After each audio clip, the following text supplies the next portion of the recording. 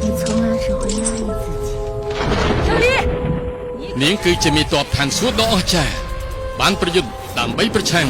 នឹងរថកិច្ចពីអាពាហ៍ពិពាហ៍ដែលត្រូវបានគេបង្ខំនៅពេលនាងរងរបួស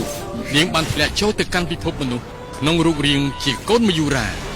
ហើយត្រូវបានជួយសង្គ្រោះដោយមនុស្សម្នាក់ជោគវាសនាបានកំណត់ទុំនិស័យឲ្យគេជួបគ្នានិងបង្កើតជាក្តីស្នេហ៍ដ៏ជ្រាលជ្រៅក្នុងសង្គ្រាមពោពេញដោយការបង្ហូរឈាមបែរជារកឃើញក្តីស្នេហាដែលស្មានមិនដល់មិនថាអ្នកជាមនុស្សឬមយូរាខ្ញុំនៅតែជ្រើសរើសយន្តនេះតើទីបំផុត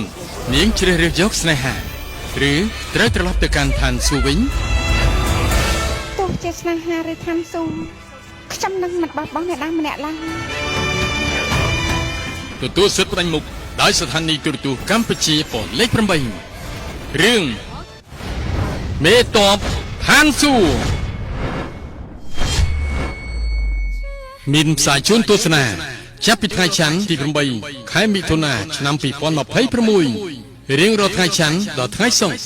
នៅវេលាម៉ោង12ថ្ងៃត្រង់និងម៉ោង9យប់ដែលលើកកញ្ចក់ទូរទស្សន៍កម្ពុជាប៉ុនលេខ8 HD តែមួយគត់